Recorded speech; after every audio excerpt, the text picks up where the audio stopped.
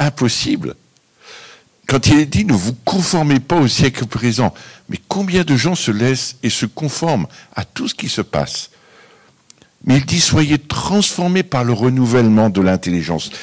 Vous savez, il y a une des choses. Jésus a tout accompli à la croix. Est-ce que vous êtes d'accord avec ça? À la croix, il dit qu'il a porté nos péchés. Il est mort pour tout ce que nous avions accompli et tout ce que nous avons péché. Puis il est monté au ciel. Puis il a répandu de son esprit, il a dit, je ne vous laisserai pas tout seul orphelin, mais je vous enverrai mon esprit. Et il a envoyé son esprit sur toute chair. On en a parlé ce matin avec les étudiants. Puis après, il nous change avec son esprit, puis il nous communique les dons et il nous communique la puissance. Puis moi, je me suis posé la question, si c'est vrai tout ça, pourquoi on ne le vit pas? Grande question. Vrai ou faux? Si c'est vrai que Dieu renouvelle notre intelligence, que j'appartiens à Christ, pourquoi je ne vis pas tout ce qu'il a dit dans la parole? Alors, j'ai trouvé la solution. Ce soir, je vais vous passer un film d'une dizaine de minutes, puis après je vais continuer à vous expliquer ce que je voudrais vous dire. Ce soir, ça va être la clé pour plein de choses tous les soirs. Mais je voudrais commencer par ce film juste pour ouvrir, que vous compreniez quelque chose. D'accord? Donc, c'est l'histoire d'un homme qui est ingénieur. Il a construit un vélo à direction inversée. Je comprends pas. Pourquoi tu veux changer les choses? Ça sert à rien. Mais pourquoi? Et en fait, on retombe souvent dans les mêmes travers de notre vie. Vous avez remarqué? Notre esprit est formaté d'une certaine façon. On a ces vieilles habitudes. Et pourtant, quand j'ai lu le texte de Romains 12, 2, il dit « Ne vous conformez pas au siècle présent, mais soyez transformés par le renouvellement de l'intelligence, afin que vous discerniez quelle est la volonté de Dieu, ce qui est bon, agréable et parfait. » Tout chrétien devrait connaître la volonté de Dieu. Tout chrétien devrait arriver, en lisant la Bible, comprendre ce que Dieu veut lui dire. Tout chrétien. Et moi, je crois qu'il y a quand même quelque chose qui ne va pas en nous. On doit être changé. Beaucoup de gens, on leur dit, donne ton cœur au Seigneur. Super. Mais on dit jamais, donne ta tête à Dieu. En fait, c'est là que ça commence tout. C'est là que commencent les tentations. C'est là que commence notre vie. Oui, je crois qu'on n'est plus partie de ce monde, on fait partie de la Jérusalem céleste. On est des fils et filles de Dieu. Souvent, j'ai voyagé beaucoup, et je me suis rendu compte que beaucoup de gens, quand tu vas dans des pays d'Afrique, ou tu t'en vas dans des pays arabes, eh bien, tout le monde dit, oh, c'est un style, ils sont africains, ils sont arabes, c'est comme ça. Ils sont français, ils sont belges. Je vous assure, les Belges et les Français, c'est pas pareil. C'est vrai. Et on est complètement différents. Mais quand tu es à Christ, tu n'as plus du tout la mentalité, ni juif, ni grec. Paul l'a cité, n'est-ce pas? Tellement fort. Mais on appartient à Christ. On fait partie de son monde. Ce n'est plus moi qui vis, c'est Christ qui vit en moi. Donc, je suis changé. Ça veut dire que si Christ vit en moi, comme j'ai dit ce matin aux jeunes, je suis Jésus. Waouh, blasphème Hervé, qu'est-ce que tu nous fais encore là? Mais c'est tellement la vérité. C'est-à-dire que Christ a pris la place en moi, donc je vais être complètement changé dans mon esprit, mon âme et mon corps. Christ veut prendre toute la place dans notre vie pour que nous soyons conformes à lui. Il dit dans la parole que je fais de vous des héritiers et co-héritiers avec Christ. Ça veut dire qu'on est des fils de Dieu. C'est dur d'entendre ça. Fils de Dieu, on a l'impression que c'est blasphème, mais c'est une telle vérité. Parce que je suis né de Dieu. Et c'est Christ qui est venu par son esprit me changer, me transformer et me mettre à l'image de lui. C'est extraordinaire, n'est-ce pas? Ça signifie quoi? Ça signifie comme dans Matthieu 17, il parle que Jésus avait été transfiguré. Vous vous rappelez quand il est allé sur la montagne? Et dans Luc 9, 29, ils disent un peu mieux qu'il a été changé. Et quand on vient à Christ, on est transformé, changé. On n'est plus les mêmes gens. Et on commence à vivre les mêmes choses que Jésus, n'est-ce pas? Et c'est un peu ça, transformer nos pensées, notre être, notre façon de vivre. Tout doit être changé. Nous, on donne qu'une partie à Dieu, bien souvent. Mais on va en parler la semaine. Mais si on savait, quand Christ a pris la place en nous, tout ce qu'on va pouvoir vivre, tout ce qu'on peut vivre, tout ce qu'on peut vivre sur cette terre, plus rien ne va nous être impossible. Parce qu'il aura tout pris en nous, n'est-ce pas? Et il sera là. Et c'est un petit peu, moi, j'aime cet esprit transformé. Ouais, c'est un petit peu quand vous êtes sur la terre, vous savez, vous voulez regarder là-bas au loin. Il y a une limite dans notre regard humain. Vous avez remarqué? Nos yeux humains voient jusqu'à une certaine dimension. On dit, on voit l'horizon, puis on voit pas plus loin, vous savez? C'est comme si ça s'arrête. Et il y a les maisons, il y a les forêts, on voit pas. Mais dès que vous montez en avion, je sais pas si vous êtes déjà monté en avion ou en hélicoptère, dès que vous montez, vous avez une vue sur tout ce qui se passe. Vous pouvez voir tout ce qui se passe dans cette ville, même le moindre des détails qui est ici. Pourquoi? Parce qu'on est élevé dans les hauteurs. Et quand Christ vient en nous, qui transforme notre esprit, notre intelligence, c'est un petit peu comme si on était élevé, et c'est la vérité, auprès de lui. Et nos pensées ne sont plus les nôtres, mais c'est les pensées de Dieu. Alors arrivent des choses extraordinaires, n'est-ce pas? C'est formidable de voir ça. C'est comme si on voit la terre vue du ciel. Vous savez, comme les écologistes, la terre vue du ciel. C'est tellement beau. Tellement beau de voir la terre, la grande bleue, là. C'est tellement joli. Et je crois que c'est ça. Et si nous avons l'esprit renouvelé, nous pouvons donc désormais démontrer la volonté de Dieu sur cette terre. Est-ce que tout le monde connaît le Notre Père? Tout le monde l'a récité au moins une fois dans la vie. Et il est dit que ta volonté soit faite sur la terre comme au ciel. Moi, j'aime ce passage. Quelle richesse dans cet enseignement sur la prière que Jésus nous a donné. Si vous ne savez pas prier, il dit, récitez le Notre Père. Quand tu le récites et que tu comprends ce qui est écrit, c'est extraordinaire. Que ta volonté soit faite sur la terre comme elle l'est dans le ciel. Tout le monde le confesse tout le temps. Mais en fait, on ne le vit pas. C'est-à-dire que si sa volonté dans le ciel est parfaite, elle doit être parfaite sur la terre aussi. Ça veut dire que il faut que ça change dans nos pensées. Il faut absolument qu'on commence à penser comme Dieu pense. Et c'est ça qu'il veut. Plus il va habiter en toi, plus tes pensées vont être renouvelées et changées. Et plus tu vas comprendre des choses que tu n'as jamais compris. Plus tu vas avoir des guérisons. C'est les secrets que tu voulais avoir des clés. Mais, pourquoi? Dieu, tu me parles, il m'a dit l'autre jour, et dit, je ne le vois pas. Dieu promet des choses, mais il ne veut pas faire de l'instantané. Il veut qu'on change dans notre mentalité pour qu'on rentre dans ses bénédictions. Et il faut qu'il transforme notre esprit. Démontrer le ciel sur la terre. Vous savez, souvent j'ai expliqué, avant d'être pasteur, ou en tout cas prêcher, apporter la parole de Dieu, ayant un ministère qui voyage, j'étais régisseur d'un conservatoire de musique. Il fait 1250 élèves. Et puis, souvent, quand il y avait des concerts, et à chaque fois même, et qu'il y a un concert qui est joué, on accorde les instruments de musique. Vous avez déjà vu ça. On essaie de les régler au même la, la même note. Vous comprenez? Et pourquoi on fait ça? Pour qu'on soit tous bien accordés.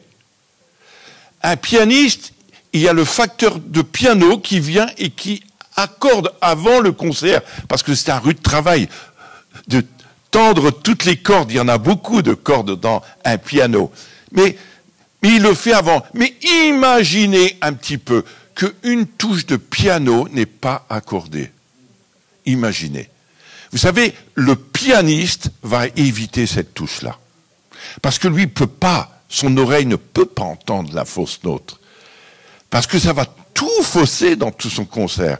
Donc, il évite, il a la chance d'avoir beaucoup de notes, mais il évite et il va prendre une autre note. Il en est de même avec le Seigneur. Si nous ne sommes pas accordés dans notre tête avec lui, alors nous ne pouvons pas vivre les choses puissantes sur cette terre. Nous ne pouvons pas vivre ce que Christ a promis. Vous ferez des choses comme moi et même de plus grandes. Vous prierez pour les malades seront guéris. Vous ressusciterez les morts, vous chasserez des démons. Il est dit tout ça dans la Bible. Ça, c'est Marc 16. Mais c'est une vérité. Pourquoi je ne le vis pas?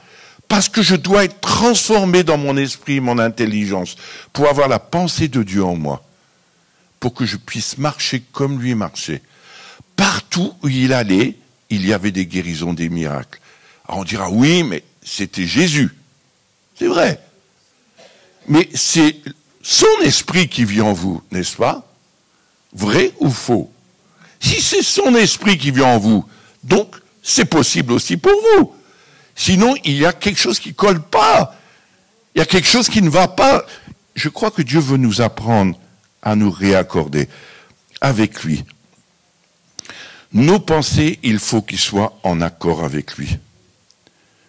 Vous savez, un esprit qui s'appuie sur la chair est mort, et en plus en guerre avec Dieu.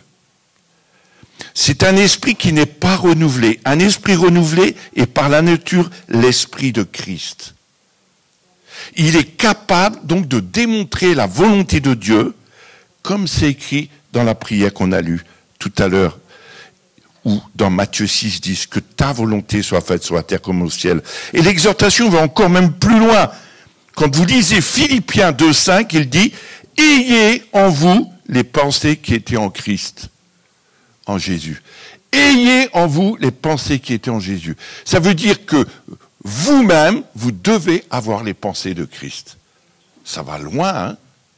Moi, je dis, quand on réfléchit un peu et qu'on essaie de bien lire la parole de Dieu, souvent, je me rends compte qu'on est en décalage, quoi. Mais rendez-vous compte, si chacun d'entre nous, nous étions renouvelés, transformés dans notre esprit, nous commencerions à voir beaucoup de choses sur la terre. Vous ne douteriez pas, parce que Christ est en vous. Et on a deux langages, en fait. On a le langage du dimanche et puis le langage de la semaine. Non, je ne sais pas. Mais en tout cas, on a deux langages. C'est quand même drôle. Je crois que Dieu veut nous parler. Et je crois que le renouvellement de notre esprit démarre dans notre nouvelle identité obtenue à la croix. Christ, à la croix, a payé pour nous. Il a fait de nous des enfants, fils et filles de Dieu. Et ça démarre là. À partir de ce moment-là, notre esprit commence à être changé.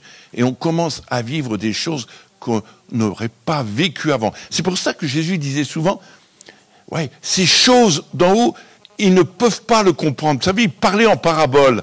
Il dit, ils ne peuvent pas le comprendre, ceux qui ne connaissent pas Dieu, parce qu'ils n'ont pas l'intelligence renouvelée. Mais dès que Christ vient en nous, on commence à comprendre les choses extraordinaires. On devrait comprendre tout ce qui va arriver sur cette terre dans les temps qui viennent. Dieu nous le révèle, mais on n'est pas prêt à se laisser transformer pour commencer à voir comme lui. C'est extraordinaire, n'est-ce pas? Dieu veut ces choses. Nous étions avant esclaves du péché, maintenant nous sommes esclaves de la droiture. Waouh! C'est super. Nous devons supporter cette réalité dans notre vie. L'apôtre Paul disait dans sa lettre à l'église de Rome, il s'appuie sur cette vérité, ainsi vous-même, considérez-vous comme morts au péché. Romains 6, 11. C'est fort. Et c'est une attitude, une façon de penser, une preuve. Je suis transformé dans mon intelligence. Je suis mort aux choses du passé et je vis aux choses de Dieu. Waouh! C'est fort, hein? Je crois que l'esprit a la possibilité d'affecter notre conduite, de la rendre positive ou négative. Notre esprit renouvelé peut être soit négatif, mais s'il est renouvelé par Dieu, il est positif. Des gens sont tout le temps négatifs, n'est-ce pas? Vous avez remarqué? Tout le temps, tout le temps, tout le temps. Pourquoi? Parce qu'en eux, ils ont besoin d'être changés, métamorphosés, transformés. Dieu veut faire quelque chose de fort dans nos vies. Mais il n'a pas le pouvoir de changer notre nature. Cela se fait seulement quand nous renaissons à une vie nouvelle.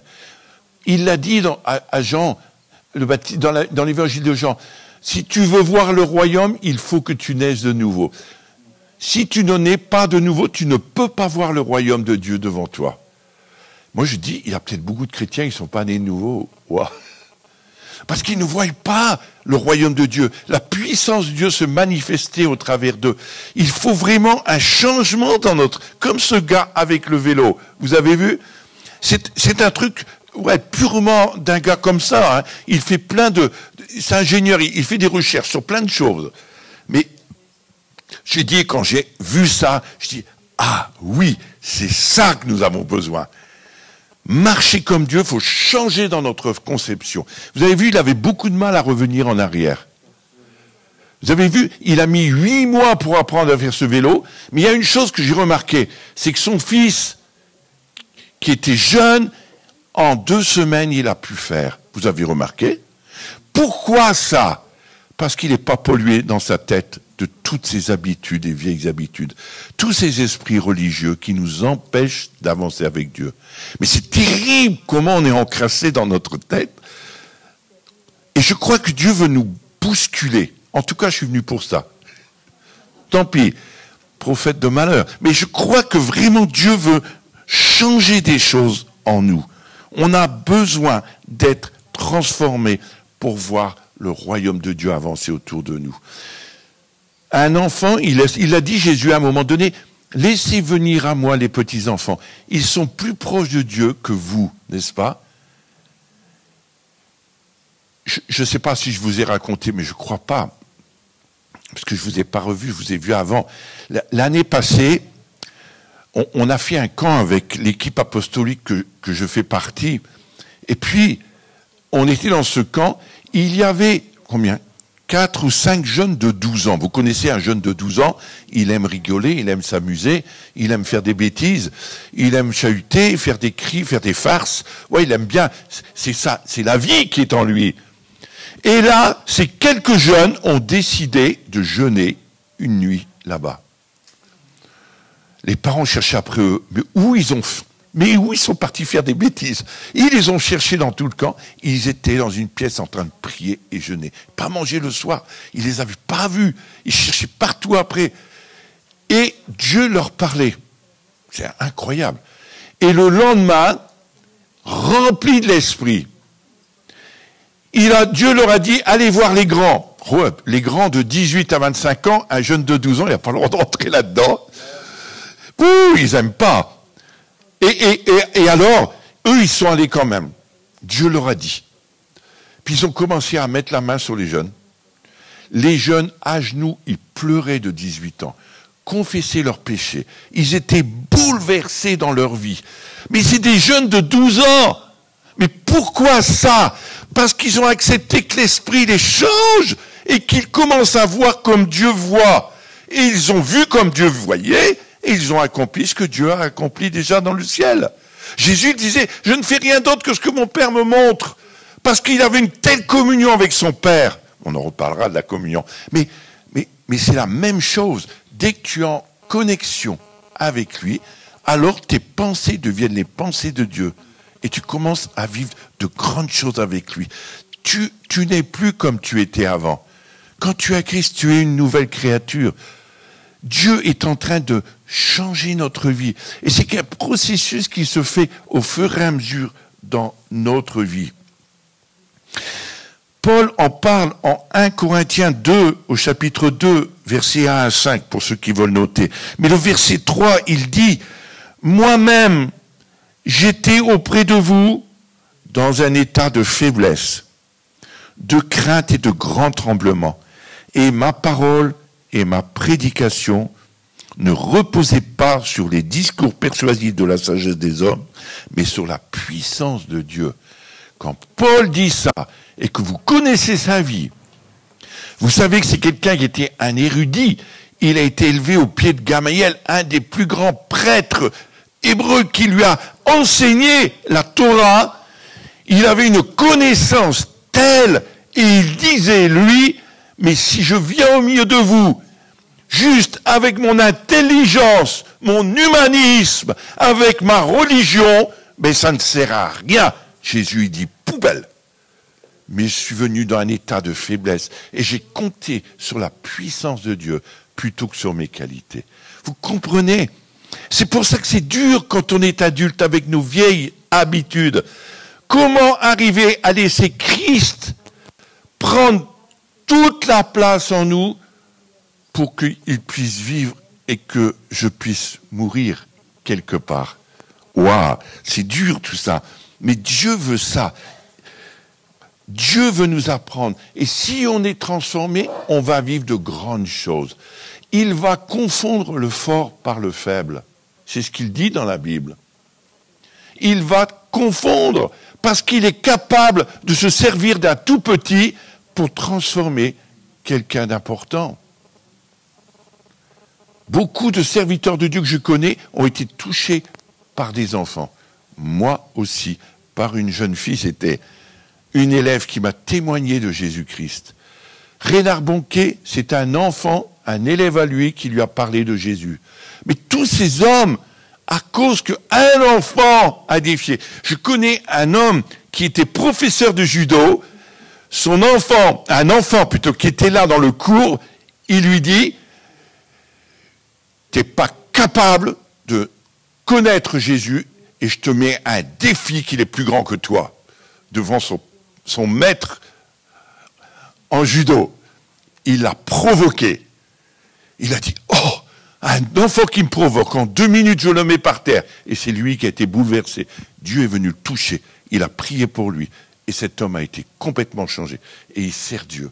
C'est fou. Bouleversé. Le fort, puissant, a été bouleversé par un petit enfant. Mais combien de choses comme cela, on le voit. Je crois que Dieu veut nous apprendre à voir avec les yeux de notre cœur. Je crois que les choses de Dieu ne peuvent pas se voir autrement qu'avec les yeux du cœur. Les yeux humains sont limités. Notre intelligence est limitée. On ne peut pas. Il faut que l'Esprit prenne la place en nous, qui transforme notre être pour vivre cette vie abondante avec lui, dans le quotidien, n'est-ce pas, de notre vie. On a besoin de ça. On va plus loin dans ce qu'il disait. Au verset 16, il dit, de toujours 1 Corinthiens 2, il dit, car qui a connu la pensée du Seigneur pour l'instruire? Or, nous avons la pensée de Christ. Qui a connu la pensée du Seigneur pour l'instruire? Or, nous, vous, ceux qui connaissent Dieu, nous avons la pensée de Christ. Tu te rends compte? Nous avons la pensée de Christ. Et si on le laisse faire, on va tout faire, tout savoir.